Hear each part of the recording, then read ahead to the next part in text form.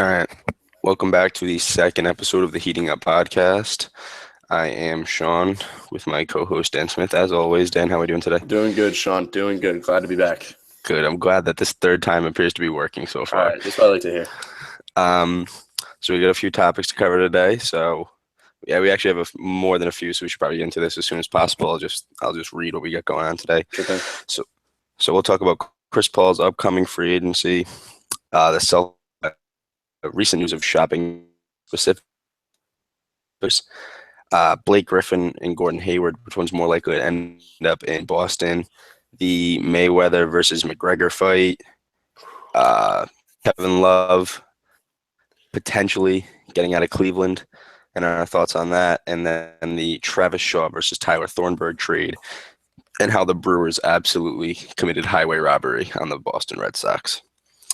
So, with that being said, we should probably talk about I feel like we should talk about the Celtics shopping the number one pick first. I think that's probably the topic that's going to take the most time to talk about. So I know we kind of have different opinions on this, so why don't you state yours first?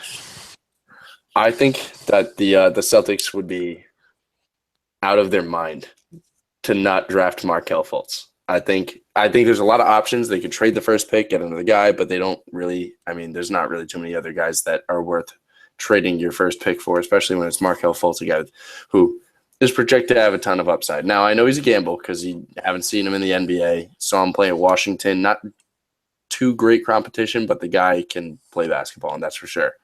I don't think they will trade him. I don't think they should trade him. I don't see anybody I don't see them getting anybody that would equate to his talent. I think with a free agent signing and maybe a trade involving a second-round pick or the first pick next year, we could get a big man, possibly from the 76ers. I don't know, Sean, what do you have on it? Because I'd love to hear your take.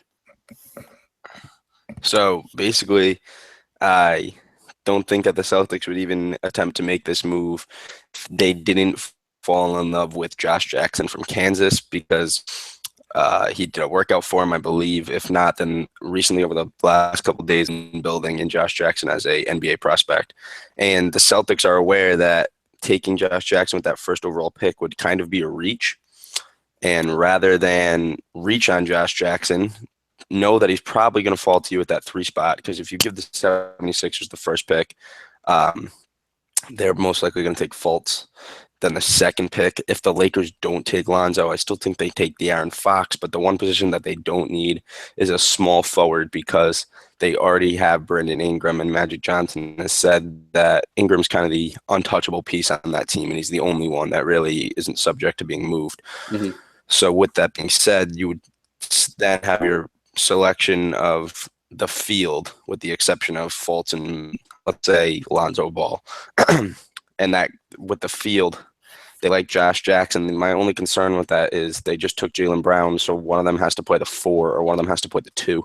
And I don't think either of them are big enough to play the 4. And I guess if I had to pick between the 2, Josh Jackson could play the 2 the best.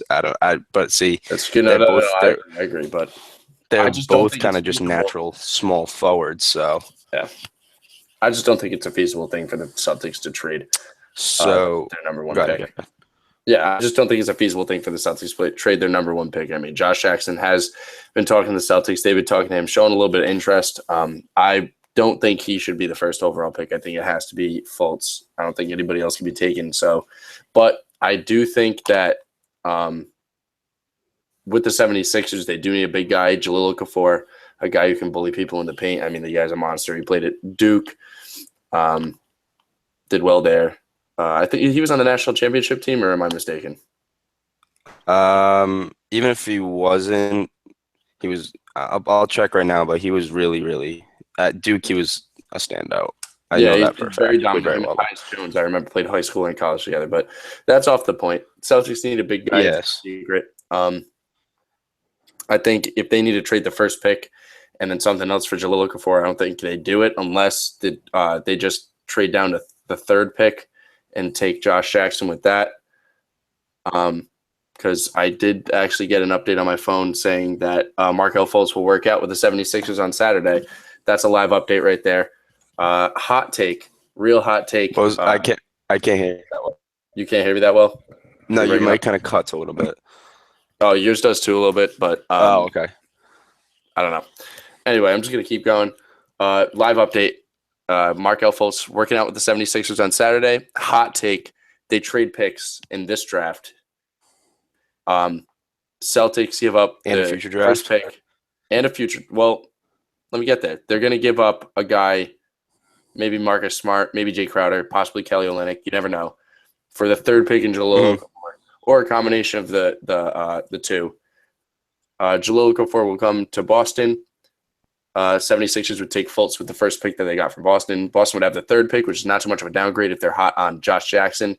And then Gordon Hayward signs in free agency. So that would then add Josh Jackson, big prospect, Gordon Hayward, already proven superstar, and Jahlil Okafor, the big guy that we need. We need a true five. We need to get Al Horford out, put him on the 4, have Amir Johnson, Kelly Olynyk come off the bench.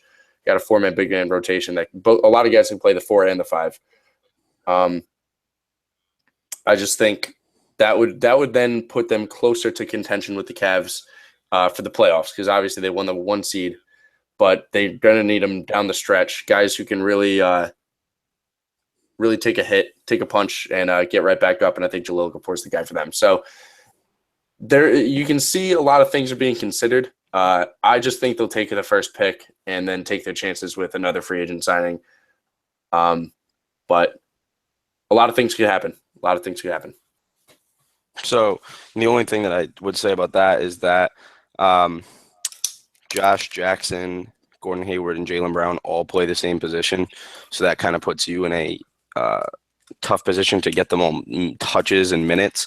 So that's why initially I did like the Fultz pick, because then you could trade some of your bench guys that are locked up to try and free up some cap for it.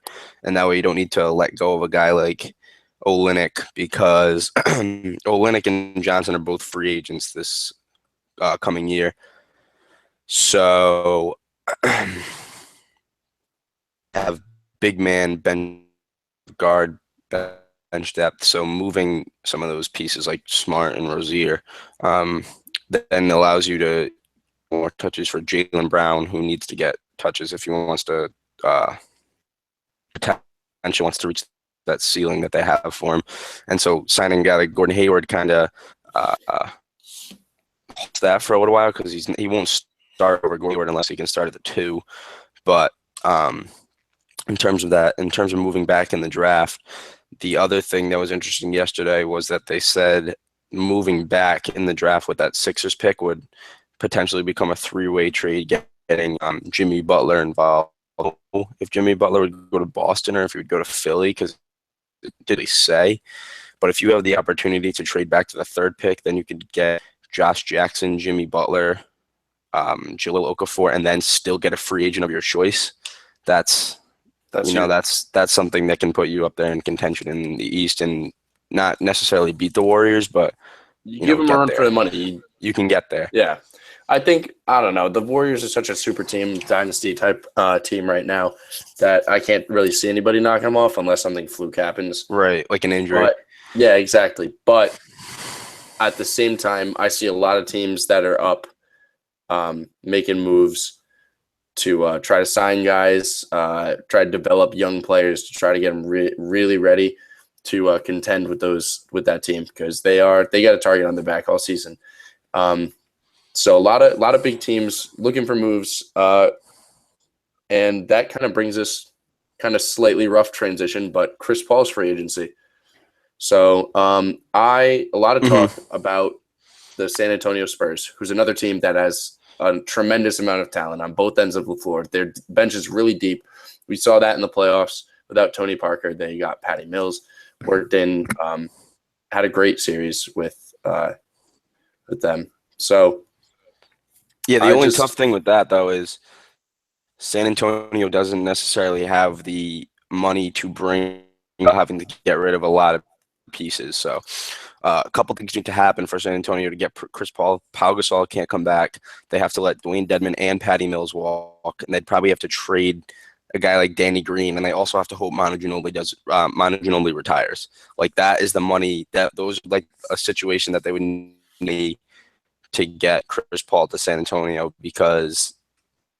And then in that case, you're going to lose a lot of key role players. Patty Mills is a great sixth man. Dwayne Dedmon played very good this year. I mean, Pau Gasol's on his way out, but he still made it. Manu's obviously a great player off the bench. He was more of a sixth man than Patty Mills, but both of those guys are really good to have off the bench. That's a great, first two guy off the bench combo.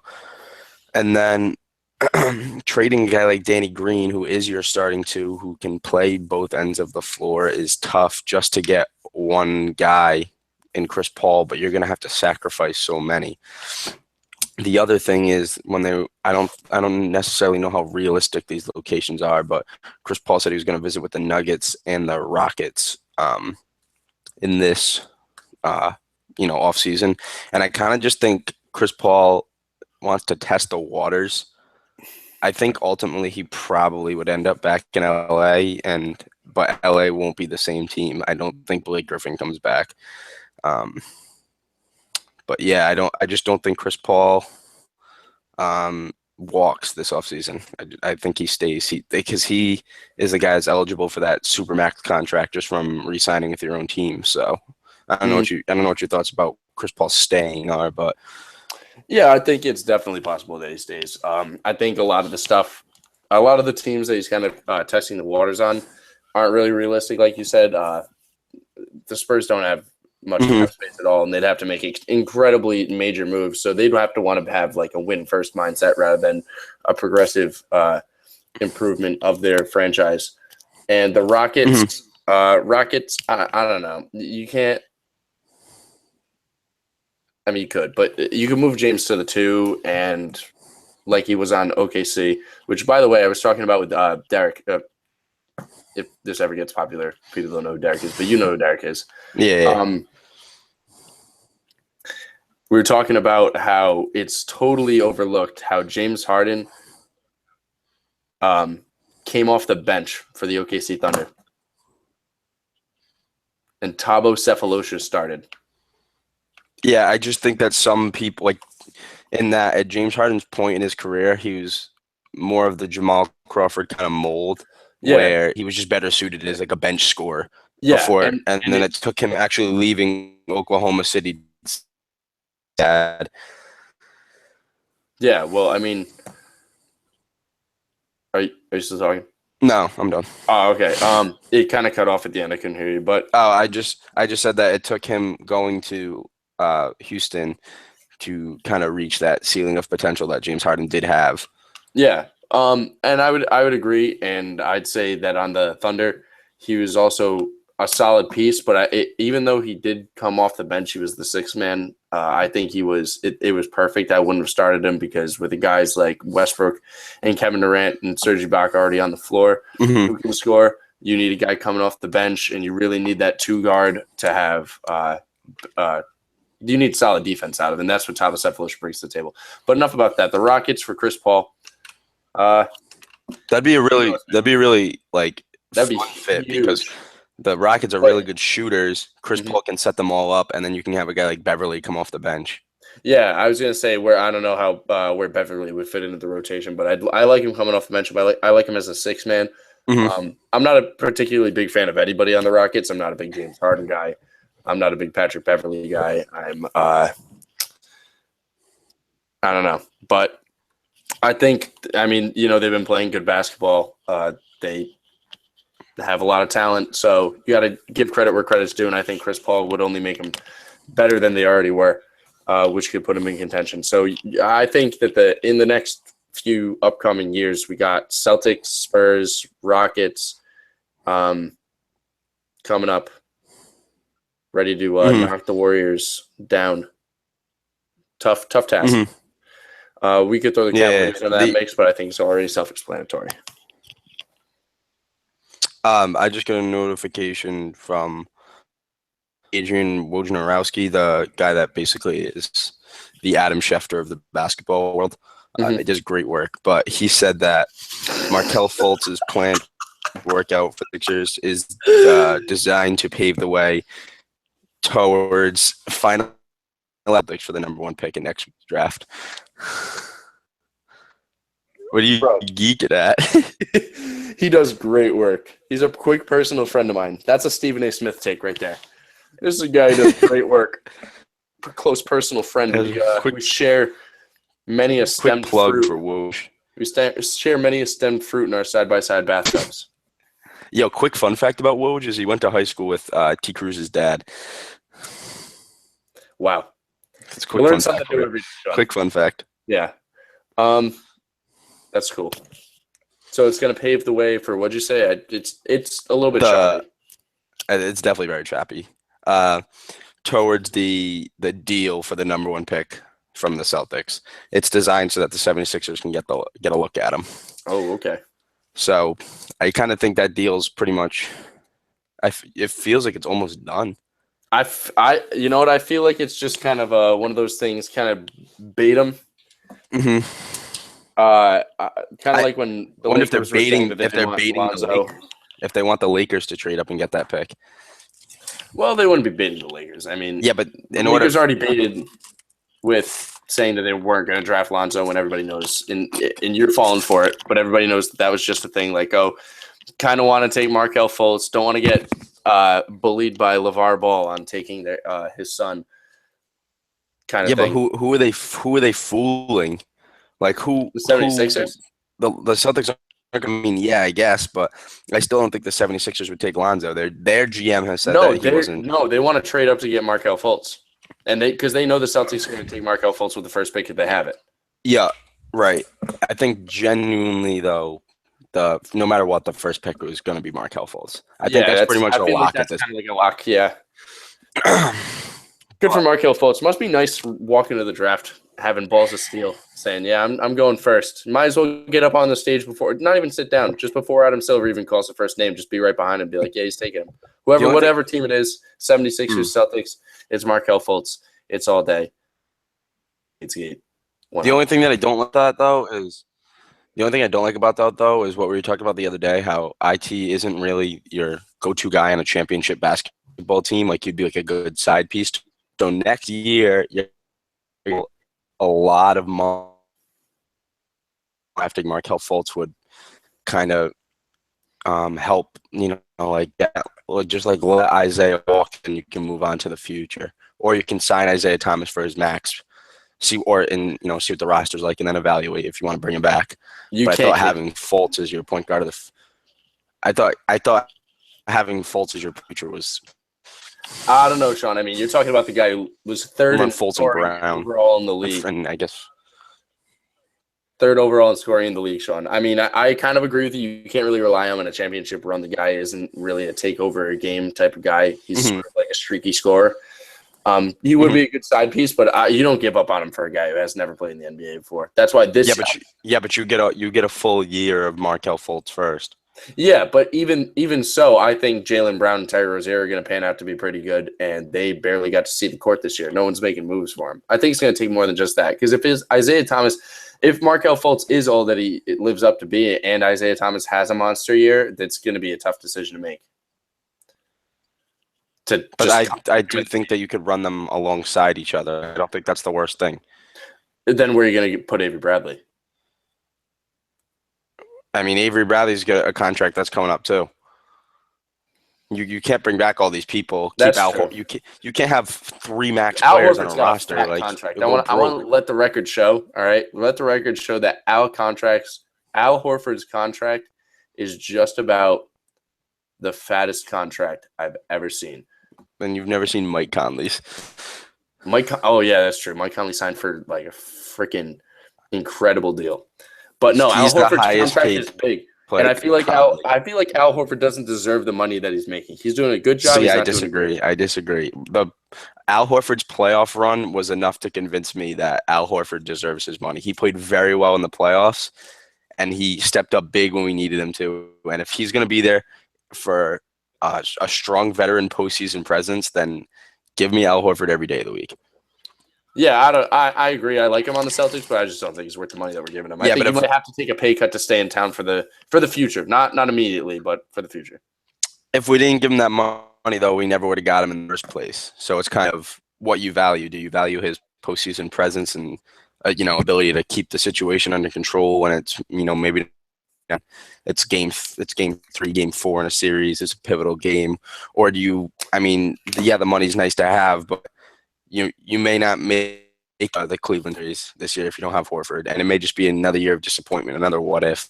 So that's kind of my stance on it. I think Al Horford's actually a very crucial part of a team going forward in Boston. All right. Well, that's that, I guess. I mean, I guess. Did we talk at all about Blake I mean, Griffin? we can kind of tie this. I was just going to say we can kind of tie that in with that because we could run next year. You could be able to run. This is the thing. I would rather have Gordon Hayward than Blake Griffin, but Blake Griffin fills way more of a need than Gordon Hayward does, if that makes sense.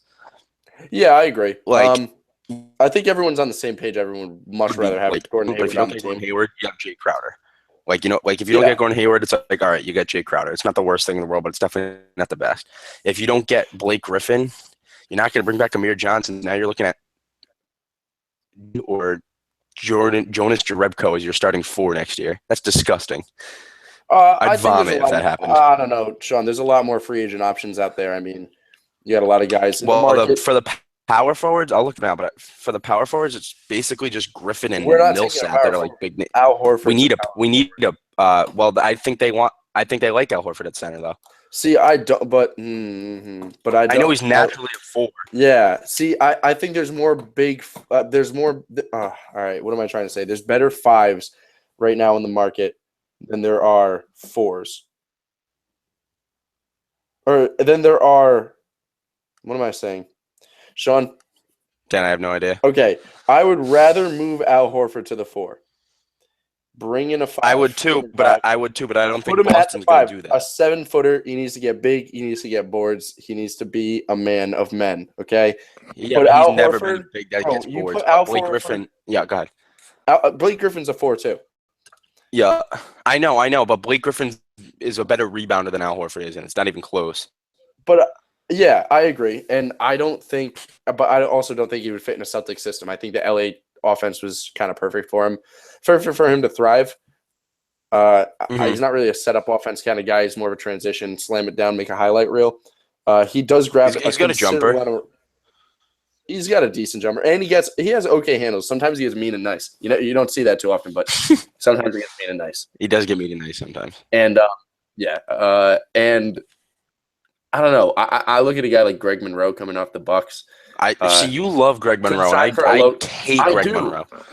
But the thing is, he fills a need. For cheaper and better than Blake Griffin. Why? He's 7 feet tall and he averages. No, he's not. Blake Griffin. Greg Monroe is nowhere close to 7 feet tall. All right, let's pull up the facts. I'm doing it right now. I'll tell you right now. Greg Monroe. Okay, he's close. He's 6'11", but 6'11", bro, and huge. Listen, this man is a lot. He's the same thing Al Horford is, though. He's the same thing. They're both big men that don't really get rebounds. Greg Monroe's first love in a basketball game is his low post offense. I don't know, bro. It is. I promise you. He's a big body. We need those. We need them. He's just bad. I don't. Greg Monroe's not worth, because it's in the age of the NBA where everybody gets money, and I don't want to give Greg Monroe anything. Well, the thing is, that's what we need, is a guy that will not expect a lot of money. And Greg Monroe's not a superstar under anybody's. But he will expect a lot of money because of his last contract. It's all about, we need a guy who can come in and win. We want somebody who wants to win. Well, Paul Millsap's also a true 4. If you want to keep Al Horford at 5, they also used to be teammates. That's going to be – see, why don't you want Millsap? You don't want all these guys that fill the need that you want, but you want to keep Al Horford at the 5 where he doesn't belong. I don't understand. He's old. He's cold and 32. Filled with mold. I don't care, dude. He's 32. Just as old as him. He's 32. You're going to need to give him a 4-year max. You're going to have to give Paul Millsap the max or he'll go somewhere else. You're making all these assumptions like we've even – No, you have to give him the max. He's a top 25 player in the league. You have to give him the max contract. He will. That's what he's expecting. It's his last big contract of his career. Bro, Steph Curry is a top 10 player, top 5 player in the NBA, and he took a pay cut to keep Kevin Durant on his team. It's all about the guys that want to win. That's false. Not he false. Didn't take a pay cut. He didn't take a pay cut. The contract that he got was because he had ankle injuries, and the Warriors had to give him that contract because he was an unproven player at the time. He took a pay cut. Bro, Steph Curry did not take a pay cut. He had a salary. He had a contract. The contract expired. He then proceeded to take less money the following year. I'm looking that up because I don't believe that at all. I do not believe that to be true. All right, well, it's all about guys who want to win and don't care about the money, Sean. You forget that as much as this is a business, these are also human beings. I mean, human beings want to win games, especially ones in the NBA. You need a guy who's going to take a lower salary to win a championship because that's the Celtics' goal. They can win a championship in the next 2 years if they play their cards right and get the right guys on their team to believe in the system. I'm seeing nothing about a Steph Curry pay cut. I'm seeing a potential pay cut this season to keep Kevin Durant. He just signed a max this season. So no, he didn't sign a max. He's a free agent. Steph Curry is a free agent right now. Steph Curry is a free agent. Sean, how can he sign a max? All right, then they're giving him a max. Yes, they're obviously going to give him a max. He's a top 15 player. Yeah, but they can't give him a max if he already had a max. He was paid less. He didn't have a max though. Yeah, he didn't have a max. I know that's because he got paid less. He took a pay cut to get somebody on the team. No, he didn't. Okay. Oh yes, my but God. He got paid. His first contract, he got paid less because he was injured, and the Warriors were not going to give him a max money to a guy that didn't play the full 82 games a season. They had to give him less money because giving him all that money is not a good business decision for somebody who may not be able to give you 60-plus games a season. That's why Steph Curry had the contract that he did. That's why they were able to get Kevin Durant. League MVP. Yes, that doesn't mean that he had the max contract just because he's an MVP. They didn't give it to him. You don't win the MVP and then they're like, oh, you're right. You know what? Forget your old contract. Here's a max one, bro. Have it. He had to. Why not? That's happened to every MVP ever. They give him a pay raise. He wasn't a free agent yet. Sean. So he was a free agent before or after he won the MVP? Before. Really? Yes, before. I don't know about that. Sean, I don't know. I don't want to bring my personal life into this, but I do spend almost an entire 7 hours every day at my job reading articles about sports. And from what I've heard is that Steph Curry does not have a max contract because he wanted to get somebody else on board with the Warriors to solidify their championship team. And then he's going to get a max this season because he did incredible in the playoffs, helped the Warriors win. If Kevin Durant wasn't the MVP, Steph Curry was for the finals this year. So they're giving him a max contract. They're going to reward him. Ready? Pay him out. Ready? I'm ready. He got his rookie contract in 2009 and 2010. Mm-hmm. Makes sense. And 2011, I believe. So that was like $2 million apiece. And 2012. That 2012 was the last year of his rookie contract. Okay. In 2013, the 2013-2014 season, I signed him to a 4-year, $44 million contract, which is nowhere near the max. They gave him a 4-year, 44. That's what I've been saying. I know. No, that's not what you've been saying. You said that he got his. What? Bro, you said he doesn't sign a max contract, Sean. Yes, but you said that he signed the max because he won MVP. That's what you just told me. No, I didn't say that, Sean. Then reword what you were saying. Okay, I don't know. I was getting fired up, so I might have said that, but I didn't mean it. What I meant is that this guy deserved a bigger payout, and he didn't take it because he wanted to win. He wins the MVP. You can get a pay raise. A lot of teams give a pay raise to guys who win the MVP. They deserve it. Can't do it. Nope. I want to bring. He didn't more get a pay raise though. Yeah, he didn't get a pay raise. That's exactly what I'm saying. He didn't get a pay raise because he wanted to bring talent into the Warriors that would solidify a championship team. That's a guy that wants to win. Or that's a guy just playing out his contract and just waiting until he's a free agent and then signing his max. He was going to be a free agent anyway. It wouldn't have mattered. He's going to be a free agent this year. He was never going to be a free agent before. I know, but then what do you – Sean. He was going to be a free agent anyway. When? So why would he just – why? No, yeah, this year. Yep. So why wouldn't he want a pay raise before that if he was just going to be a free agent anyway? If it was not, if his pay was not contingent of his free agency, then why would he just take less money? That's fine. To win. That's fine. That's fine. Kevin That's what I would. Kevin Durant is also a free agent this year, so that solves nothing. That solves literally nothing. Sean, this isn't about we're not supposed to be talking about the Warriors. I'm just saying that's a guy that took less money to win a championship and it paid off. We need the Celtics need a guy who wants to take less money than he thinks he deserves, probably toward the end of his career, like he's already made a lot. Paul Millsap and win a championship because Paul Millsap hasn't won a championship. Tons of people do it. Saturday, it's not June so 17th. uncommon to be not selfish. That's all I'm saying. On Saturday, June 17th, you heard it here first that Paul Millsap will sign a max contract this offseason. And if you disagree with that, then we can come back and revisit it. Some team will give Paul Millsap the max. He won't. I don't know Paul Millsap. I'm just saying people toward the end of their careers tend to want to win a championship. Greg Monroe's not near the end of his career, though. But he's not worth as much as Paul Millsap. I do agree with that. But I'm telling you that Greg Monroe is still going to try and command more money than he deserves. And in a day and age where everybody gets paid. Well, then it comes down to whether he wants to win or whether he wants to get paid. So I think he wants to win. You think he wants to get paid, and that we'll leave it at that. First of all, before we assume what kind of money Greg Monroe is going to make, he still can take his player option and go back to the Bucks for a year. Oh, I know. So, he can test the market and also always go back to Milwaukee, but in Milwaukee, where they're trying to bring up Thon Maker, then she's just playing a backup role right now anyway. So, I don't know. I just think if Blake Griffin's there and wants to come to Boston, then I don't know. I'd take him. I would take Blake Griffin too. I'm just saying, do we have the money for it? And if we have the money to pay Gordon Hayward, then we have the money to pay Blake Griffin. Yeah, but we'd have to take one or the other. I know. I agree. I don't know which one's plan A and which one's plan B. Okay. But my point that I'm making is Blake Griffin fills a legitimate hole while Gordon Hayward's just an upgrade. Okay. Do you agree with that? I do agree with that. I actually try. If we don't get Gordon Hayward, it's like, all right, well, yeah, he would have been nice to have, but at least we still have like a middle tier starting small forward. Mm-hmm.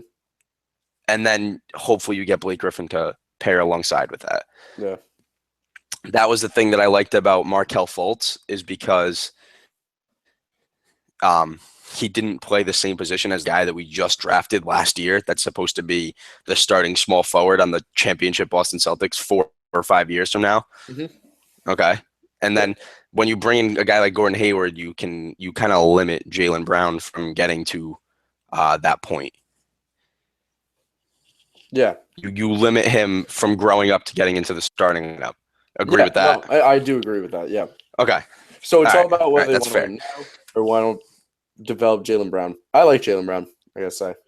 I do too. I think I would be totally fine with Jaylen Brown getting more minutes here than he may deserve. Or not deserve, but more minutes than, like, for example, I'd rather see Jaylen Brown out there on crunch time games in the regular season and have us lose than have Jaylen Brown just sit on the bench and just watch and get no experience and kind of get better. Yeah, I agree. All right, I'm glad we resolved our argument, Sean. Little argument, little scrum. Would you say it was a little fight? Because there's another fight we got to talk about, and that's that was terrible. That was a terrible transition. Dan. I tried my best. I'm pulling trig over that transition. That was all right. That's a weird take to throw up. Yeah, stop that. Wow. All right, so shit. What was I saying? Oh, Mayweather McGregor. You know me, Sean. You know us. Big Irish guys, big McGregor guys. You and I, big Conor McGregor guys. Listen, he is single-handedly trying to shame the sport of boxing by taking this fight. Yeah, it's all about the money. We all know that it's just a publicity stunt. It's all about the money. But Absolutely. McGregor's competitive. And I think if McGregor drops, takes just, I don't know, looks at Mayweather right in the eyes and says, I'm going to train in a sport that I've do not professionally fight for a year, just 1 year. I'm then going to come in the ring and I'm going to beat you the best active boxer in all sports right now. I'm going to beat you in your own sport with minimal practice because I'm Conor McGregor. If Conor McGregor beats Floyd Mayweather and gives him his first loss ever, a guy who's never boxed before, that's literally boxing cannot be a sport anymore. It just strictly MMA because that just proves that MMA guys can kick boxers' asses. So what the hell is boxing? It's the same reason they don't have professional softball. I guess, yeah.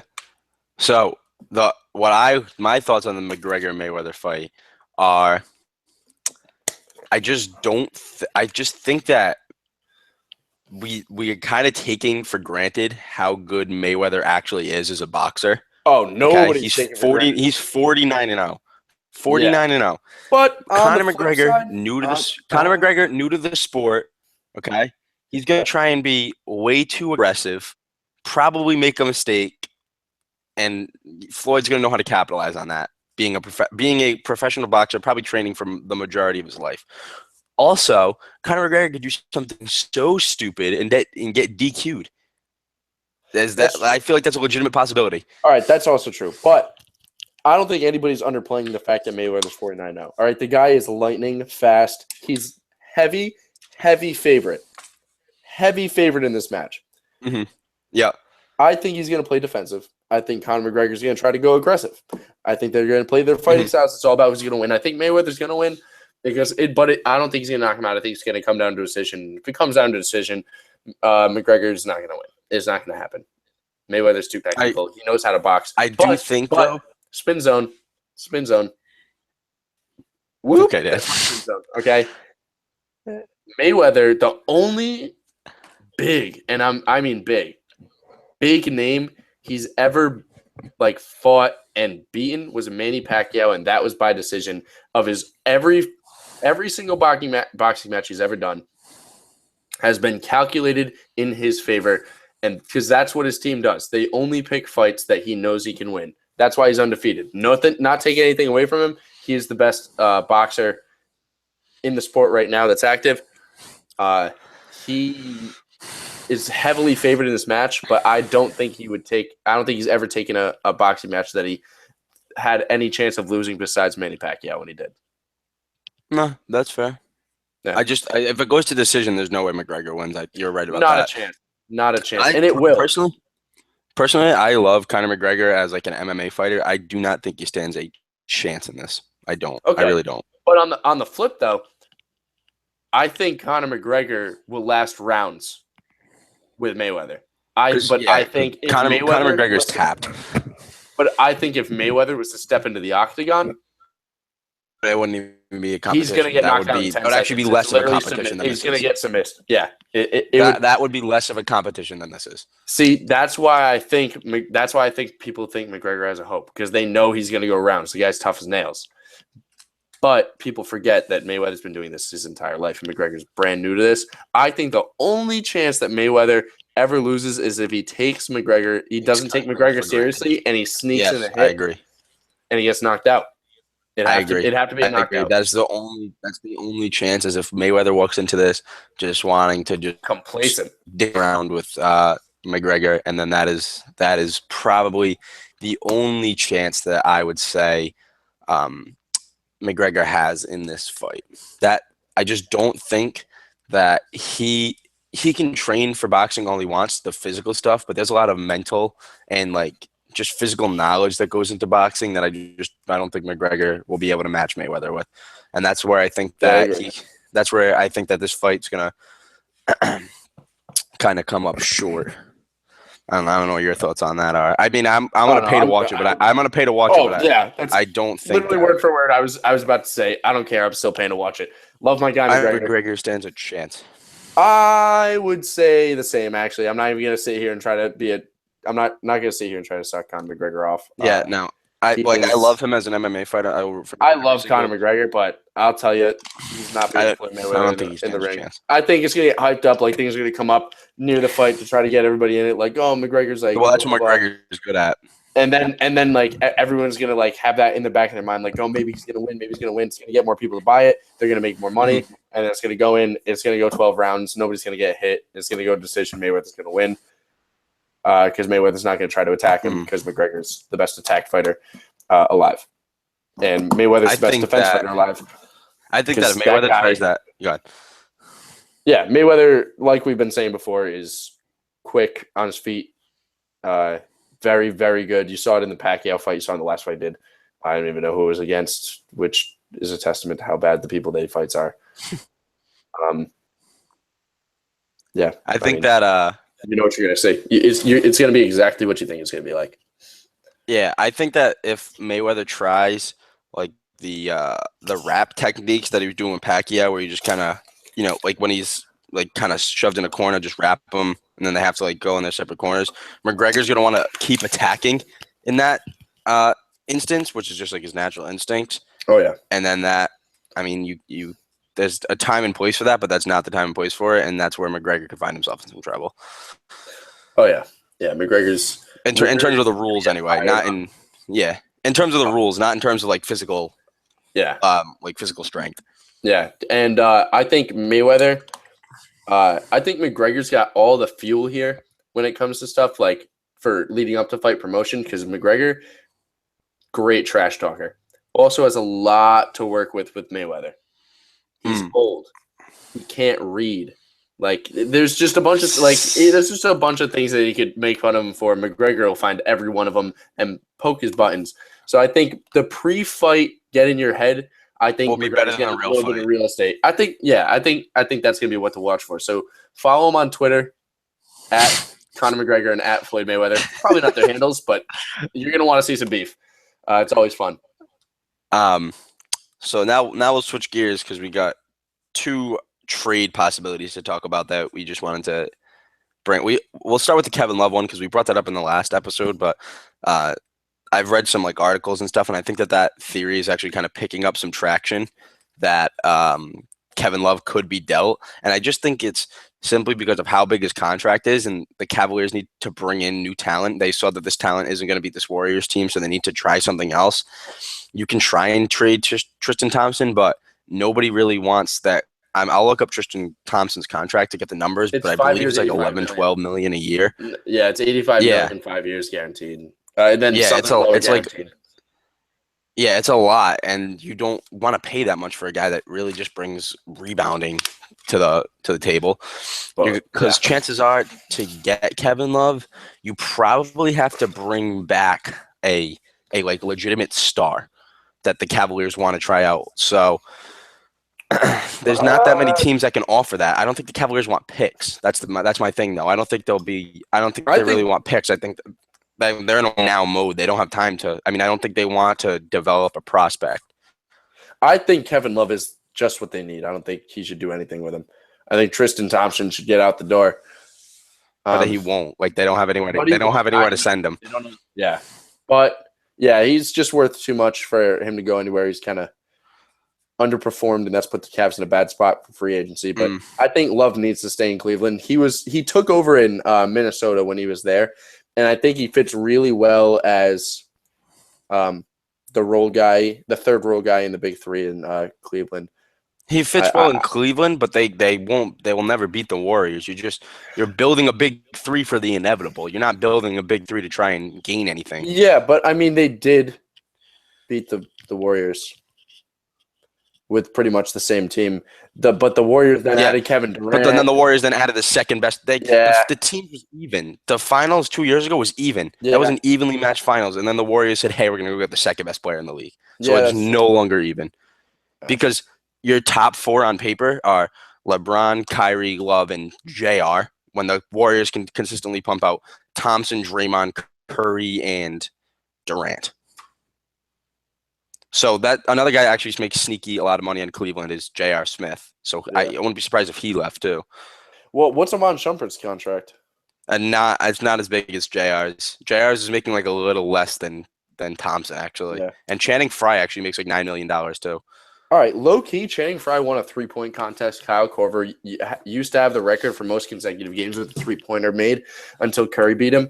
Kyrie Irving shoots lights out in clutch time. So I think that the Cavs actually have a decent shot to contend with the Warriors with all that shooting. The only thing is nobody's getting any younger. J.R. Smith lights out from three. LeBron James iffy, but he's been working on it. I don't know. J.R. Smith had probably played the best final stretch of his career, and he will never play a better NBA Finals than J.R. Smith played this year. Yeah, I agree. It's a far-fetched statement. It's definitely trying to reach, but sticking to it. Got to stay true to your roots. So I think that like while you were talking, I was actually coming up with possibilities for Kevin Love to like kind of get out of town. So I think that they're gonna need to get a haul in return, like sign and trade with the Clippers. Kevin Love and Richard Jefferson for. Richard Jefferson's not going anywhere. Blake Griffin and JJ Redick. If he plays another NBA season, he's going to pass away, and we all know it. He's going to combust. He's going to turn into a pile of dust in the middle of the court, and then they're going to never forget when Richard Jefferson retired. Never forget when he retired for like 4 days. Wow, you know what? He did. He did do that. You were sleeping on the fact that Richard Jefferson retired for 4 days. I was literally in a coma on Richard Jefferson being retired. But shout out to Vince Carter on being old enough to probably be like a grandfather and also playing in the NBA. Like imagine watching he could be a young grandfather. Yeah, what is he, 41? 40. So if he had his kid, so if he had kids at 20, then his kids had kids at 20, then his grandson would be 1 year old, celebrating his grandfather's NBA playoff run with the Memphis Grizzlies. Shout out Vince Carter. Yeah, shout out to Vince Carter. That guy was something back in his prime. Also, the stupidest thing this has to be one of the stupidest things I've ever seen, is that people think a legitimate trade that could go down is Paul George for Kevin Love straight up. What are the Pacers getting at? That's stupid. Yeah, I think that's stupid, and I not only think it's stupid, I also think it's dumb. Okay, Dad. I just hate it. I'm pissed you said that. But like, what do the Pacers get from that? Like, that's such an unfair trade. They get a better than average power forward, and Paul George is going to leave anyway. So and Paul George is gone. I like Paul George to the Celtics. I know he's not going to go there. He's either going to stay in Indiana or go to the Lakers. You don't want Paul George. I don't know why. I want Paul George. Nobody wants Paul George. He won't come. I know he won't come. They won't come. He's going to flex. He's going to flex to LA, and he'll play out the rest of his career there, even if he hates it. Yeah, because he wants to be in LA. Yeah, he does. It's all about location. Location. Right, and then so basically we're kind of wrapping things up now. But the last thing I have to talk about is the Brewers committing highway robbery on the Boston Red Sox, getting Travis Shaw hitting nearly 300 with 12 home runs, close to 50 RBIs for Tyler Thornburg, who will not pitch this year. And Boston gave him 2 prospects, so Milwaukee gets an additional 2 players. Milwaukee gets an additional 2 players. And at third base, the Red Sox are pumping out Josh Rutledge as a starter right now, because Pablo Sandoval is just eating money on the bench right now. He can't field, and we could have Travis Shaw. Guys hit 12 home runs this year, hitting nearly 300. He looks like he's having a breakout year. And we just let him go for actually nothing, because Tyler Thornburg may never pitch in a Red Sox uniform. Yeah, so we pretty much just said, hey, Brewers, have that. We need third baseman more than anything on the Red Sox. That's the biggest hole on the Red Sox right now. Yeah. But there's nobody. We also got a lot of stuff with injuries and the pitching staff, a lot of injuries. But I think as a whole, as a team, we need third baseman, and we gave up our best chance at somebody who could be solid. Like we didn't really like Pablo Sandoval 5 years ago would have been awesome. Would have loved to have him on the Sox. Now he's just kind of fallen off. Same with Hanley Ramirez. Ever since he stopped playing shortstop, came to the Red Sox, kind of fell off. But I do. Well, he's got that shoulder problem right now, so he's hurt. So yep. So yeah, the crazy thing is, I wish. I always think back. What if we kept Adrian Gonzalez? Not wild about it. So? I don't know. That trade actually, I think, helped Boston. And they needed to kind of blow up that core. It didn't really work. They needed to find a way to get Kyle Crawford out of town, and that was a way to do it. So yeah, that's true. Because Kyle Crawford was a really good player in Tampa and just never really brought it in Boston. Never panned out in Boston, yeah. Yeah. A lot of people, I feel like Boston's very polarizing. It's when a it comes tough city to play in. big prospects. Definitely a tough city to play in. Everybody either lives up to the hype or kind of deflates and then their career shits the bed. Perfect example, Pablo Sandoval, Hanley Ramirez. We got Carl Crawford. Adrian Gonzalez did really well. David Price, not so much. Just all guys, big name guys. You could even say Mike Moustakas hasn't really panned out to be all he was in Texas. But Mike Moustakas is in Kansas City. I was confused where you were going with that. Mitch Moreland is what I'm saying. Jesus Christ. Because that's interesting though. Because I was going to say that the Red Sox were scouting Mike Moustakas from Kansas City to play third base, but you're gonna have to give up a lot for Mike Moustakas. I mean, not a lot, but you do have to give up some prospects because the Royals are probably pretty close to rebuild mode at this point. And God knows that Dave Dombrowski loves shelling out prospects. Dave Dombrowski like gives away prospects. Doing all the things that people shouldn't do when they want to build a team. By the time Dave Dombrowski gets his ass out of town, we will have no farm system. You won't be able to go watch the Paw Sox because they can't field the 25-man team. Yeah, probably. Because Dave Dombrowski he has no value for prospects. He was like that in Detroit too. Dave Dombrowski's in a constant win now mode. You could send Dave Dombrowski to the Brooklyn Nets and he would because that's what keeps you your job. If you're winning, you keep your job. If you're in a rebuild mode and it doesn't work out, you right. But that only can work for a certain extent. I know players are getting up there in age now, so then bro, it's just like socialism. Okay, yeah, fair. That's actually fair. Dave Dombrowski is a socialist. Dave Dombrowski, all right. Hot take. First. Dave Dombrowski is secretly Karl Marx, and they're just instilling baseball Marxism in Boston. All over the Red Sox. Get it trending on Twitter.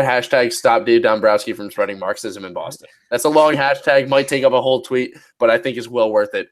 We got to stand up for it. You may have rigged the election, Dave Dombrowski. Dave Dombrowski, bro. He's tied to the Russians. Collusion. All right. No, let's not get political. Why don't we? What else do we have to talk about, Sean? We kind of hit everything, unless you've got anything important to say. Yeah, post show. I saw this on your desk. Really small. I'll put it up to the camera. There it is. Manny Machado, the new face of baseball. I can't get on board with that. That is a joke. Not now, not ever. Okay. Not after what Manny Machado's been doing to my fantasy baseball team. No, sir. No, sir. Face it. Ready? Quick question, though. Face of baseball. Face of baseball Mike alert. It has to be Mike Trout. I disagree. I think it's Bryce Harper. I feel like Bryce Harper for the face of baseball. Like, you think of baseball, you think of Bryce Harper. But I think he's the face. Mike Trout is better, but for the face of baseball. Okay, yeah, you're right. You get fired up. Bryce Harper is more of a sellable attitude guy. Well, because he brings Sean. Another thing. What in the hell is this?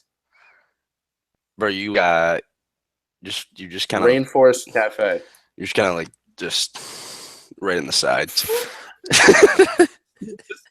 Can I do That's that? what I have to say. Is that a lot?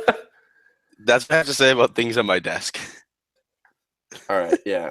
If we wanted to do a whole podcast about things on my desk, we probably could, but I don't feel like it. Bro, there's a First Communion card. There's a $2 bill that's worth $0. There's a pencil that could also be spectacles for Sherlock Holmes. There's this, I don't know what this, I think it might be a lamp, but it literally just looks like, what the hell is this, Sean? That's a lamp. That little lamp or not lamp? Yeah. Lamp. All right, where's the light? Because I don't see one single light on it. It's not plugged in. Oh, okay. There's a lamp. Okay. Yep. Strip of lights below it. How could I have been so naive? I couldn't have. I'm just stupid. All right. This is us. This is you watching. I feel like this podcast went a little bit better than the last one. The last one we were a little mundane. I feel like this would definitely end though before my whole desk gets put on eBay. So yeah, before I start going in the drawers and really find some stuff. So any closing thoughts, Dan? Just hashtag it. Stop Dave Dombrowski. Stop Dave Dombrowski from instilling Marxism in the Boston baseball system. Whatever I said the first time sounded better than what I said now. So, peace.